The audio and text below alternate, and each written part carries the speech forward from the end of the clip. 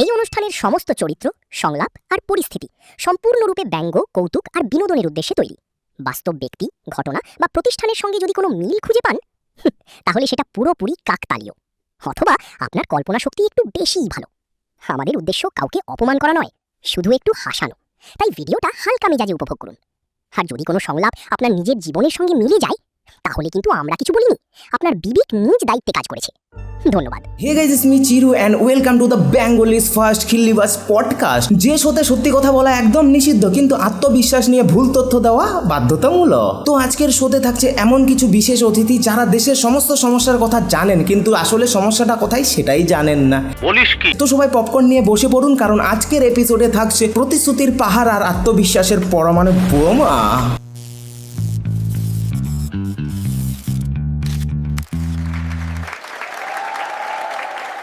So guys, আজকের প্রথম অতিথি এমন একজন ব্যক্তি যার স্পিচ শুনে মাঝে মাঝে ইতিহাস বইও ইতিহাস ভুলে যায়। আমরা তো অনেক দূরের কথা। তো আর বেশি দেরি না করে ওয়েলকাম জানাই আমাদের প্রথম অতিথি ভোলানাথ বাবুকে।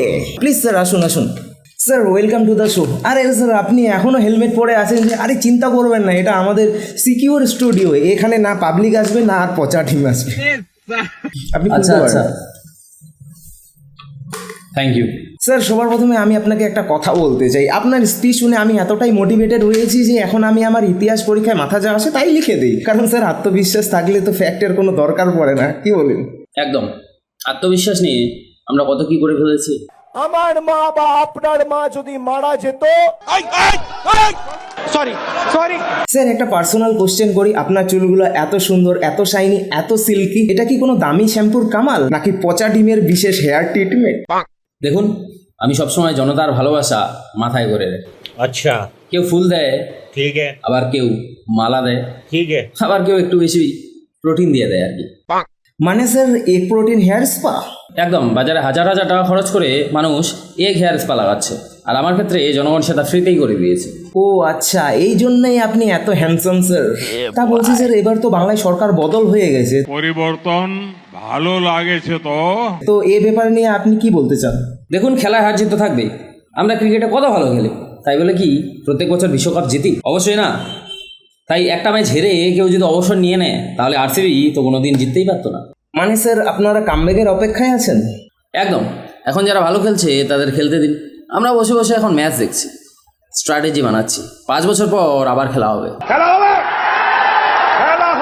বাহ স্যার, আজকে তো একদম মোটিভেশনাল স্পিকার মোডে আছেন। কি করবো বলুন, সব রাজনীতি থেকে এসে। স্যার, আপনারা মনে হয় সাধারণ মানুষের জন্য কিছুই করতে পারেননি, তাই আপনারা খেলায় হেরে গেলেন। हंसदे चेहरे का मतलब ये नहीं होता कि उन्होंने कोई স্যার স্যার, আপনি একটু ইমোশনাল হয়ে পড়ছেন মনে হচ্ছে। ইমোশনাল হবো না? আমরা কি দিইনি বলুন? যুবতীশ্রী, যুবকশ্রী, মহিলাশ্রী, বুড়ো বুড়ি সাথী, চাষা বন্ধু, পাতাশ্রী, আরো কত কিছু। এই নাম খুঁজতে খুঁজতে আমাদের মন্ত্রিসভার অর্ধেক লোক নামই খুঁজে পাচ্ছে। শুধুমাত্র পশ্চিমবঙ্গে লন্ডন আনানো বাকি ছিল, আর মাত্র যদি 5টা বছর পেতাম তাহলে তাও হয়ে যেত। তবুও মানুষ চলে গেল। হ্যাঁ ভাই, জীবনে যত এজ দেখেছি সবাই ধোকাবাজ। ভোটারও ঠিক তেমনি। যখন ভাতা নিত আপনিই সেরা, আর অন্য কেউ যখন বেশি দিবে তখন 2 দিন পর অন্য কাউকে ট্রাই করা যায়। স্যার অবশ্যই, এটা তো খুব কষ্টের। এত কিছু করার পরেও যখন মানুষ ছেড়ে চলে যায়। আমরা তো চেষ্টা করেছিলাম। প্রথমে এনেছিলাম মহিলা হারি 1500, তারপর ভাবলাম না আর একটু বাড়াতে হবে, তারপর আনলাম মহিলা হারি 1700, তারপর ভাবলাম আমাদের আর কি আটকায়। তারপর স্যার? তারপর হঠাৎ প্রতিপক্ষ নিয়ে আসলো মধুর হারি 3000। वाह मोदी जी वाह। সাধারণ পাবলিককে তো জানি না, 2 দিনেই পয়সা ডাবল। ও আচ্ছা, তো এই ব্যাপার। যদিও মানুষ এখনো বুঝতে পারেনি যে আমরা নেতারা যা বলি তা করি না, আর যা বলি না ঠিক তাই করি। আমাদের মতো ওরাও তো নেতা নাকি?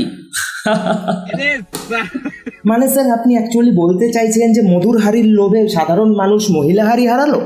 আমি আর কিছু বলতে চাই না, মানুষ নিজেরাই বুঝতে পারবে। আচ্ছা স্যার, আমাদের দিদির কবিতা লেখার কি খবর? ওনার তো এখন কাজকর্মের কোনো চাপ নেই, ফাঁকাই আছেন। শুনলাম উনি নাকি বাংলা সাহিত্যকে অন্য এক উচ্চতায় নিয়ে গেছেন, ওই যে হাম্বা হাম্বা রাম্বা রাম্বা কাম্বা কাম্বায়ের মতো। আরে ওটা কবিতা না, ওটা হচ্ছে অ্যাডভান্স পলিটিক্যাল লিটারেচার। মানে? তুমি বুঝবে না, ওটা এমন এক ধরনের সাহিত্য যার অর্থ আজ পর্যন্ত গুগল ট্রান্সলেটও খুঁজে পায়নি। দেখুন, সাধারণ মানুষ যেটাকে শুধুমাত্র শব্দ মনে করে, জ্ঞানীরা তাকে অনুভূতি বলে। স্যার অ্যাকচুয়ালি আমি এবং আমার দর্শক সবাই জানতে চাই যে এই হাম্বা হাম্বা রাম্বা রাম্বা কাম্বা কাম্বায়ের অ্যাকচুয়াল মানে কি, মানে উনি কি বলতে চাইছেন এখানে, সেটাই আমরা সবাই জানতে চাচ্ছি। সেটা বললে তুমি বুঝবে না, কারণ এটা হিন্দি, ইংরেজি কিংবা বাংলা নয়, এটা 2050 সালের অ্যাডভান্স ভাষা। এত করে জানতে চাচ্ছ তো বলছি। হাম্বা হাম্বা মানে আমরা ছিলাম, রাম্মা রাম্মা মানে আমরা নেই, আর কাম্বা কাম্বা মানে আমরা আবার আসবো। বাহ স্যার, আমি তো এতদিন এটাকে কবিতা ভাবতাম, কিন্তু আমাদের দিদি তো ভবিষ্যৎবাণী করে গেছেন। এমনি কেমনি মহাজ্ঞানী, মহাকবি, মহাগায়িকা এবং মহানেত্রী। আচ্ছা বুঝলাম স্যার। এবার ধরুন আপনারা 5 বছর পর আবার ফিরে আসবেন, তো এবার আপনারা আর কি কি প্রকল্প আনবেন, মানে বাংলায় কি কি উন্নয়ন আপনারা করতে চান, আর বেকার ছেলে মেয়েদের জন্য আর কি কি করতে চান আপনারা? এবার সমস্ত বেকারদের জন্য ফুটপাতে চা বিস্কুট, ঘুগনি মুড়ি, চপ সিঙ্গারার দোকান খুলে দেওয়া হবে ফ্রিতে। এবার শুধু মাধ্যমিক পাস যারা করেছে শুধু তাদের জন্য নয়, যারা মূর্খ তাদের জন্য। আর মহিলাদের জন্য শুধু সরকারি বাস ভাড়া নয়, বেসরকারি বাস থেকে শুরু করে টোটো রিক্সা পর্যন্ত সমস্ত ফ্রি। এমনকি রাস্তা দিয়ে যদি কোনো সুন্দরী মেয়ে হেঁটে যায় তার কোনো ভাড়া লাগবে না। আর স্যার বেকারদের চাকরি বাকরি নিয়ে কিছু করবেন না? হ্যাঁ অবশ্যই। আবার যদি আমরা ফিরে আসি, এবার পরীক্ষা না দিয়েই সবাই চাকরি পাবে।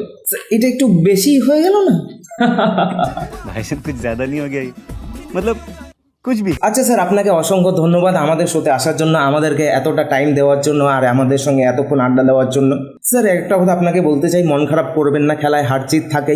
আপনাদের কাছে তবুও তো আরও 5টা বছর আছে। এই 5 বছর কঠোর পরিশ্রম করুন, খাটুন, নতুন প্ল্যান বানান, নতুন প্রকল্প বানান, অবশ্যই আপনাদের কামব্যাক হবে এই আশায় রাখছি। আমাদের রাজ্যের বেকার যুবক যুবতীদের দেখেই কিছু শিখুন না। তারা পরীক্ষা দেয়, তারপর অপেক্ষা করে, আবার অপেক্ষা করে, তারপর রেজাল্টের অপেক্ষা করে, রেজাল্টের অপেক্ষা করার পর নোটিশের অপেক্ষা করে, তারপর আবার কোর্ট কেসের আপডেটের অপেক্ষা করে, তবুও তারা হার মানে না স্যার। আমাদের রাজ্যের বেকার ছেলে মেয়েদের তো পরীক্ষার থেকে অপেক্ষার অভিজ্ঞতাই বেশি, তবুও তারা হার মানেন না। আর আপনারা হার মারবেন? আপনাদের তো 5 বছর অন্তর অন্তর একটা বড় রিক্রুটমেন্ট বের হয়, আর কয়েকদিন পর রেজাল্টও বেরিয়ে যায়। আর এদের তো 5 বছরে বেরোবে না 10 বছরে, তার কোনো নিশ্চয়তা নেই, তবুও তারা হার মানে না। তো আপনারা কেন হার মানবেন স্যার? ছোট হয়ে আপনাকে একটু জ্ঞান দিয়ে দিলাম, কিছু মনে করবেন না sir. Thank you so much. আবার যদি ডাকি অবশ্যই আসবেন।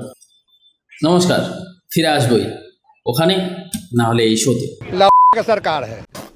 সো গাইজ, বেঙ্গলিজ ফার্স্ট খিল্লিবাস পডকাস্টের প্রথম অতিথিকে তোমাদের কেমন লাগলো অবশ্যই কমেন্ট করে জানিও। আর এপিসোড 2তে কোন অতিথি আসছে সেটা জানার জন্য অবশ্যই চ্যানেলটি সাবস্ক্রাইব করে রেখো।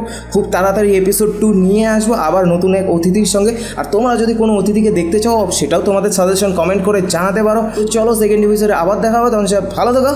I ingest, I retain, assess and I change. Possessed by the thought I'll be free one day from society's restraints. Money, clout, and fame, a disease, a plague. We all love to hate, have to play the game, have to make a name. All our insecurities are on display. This is war with the enemy.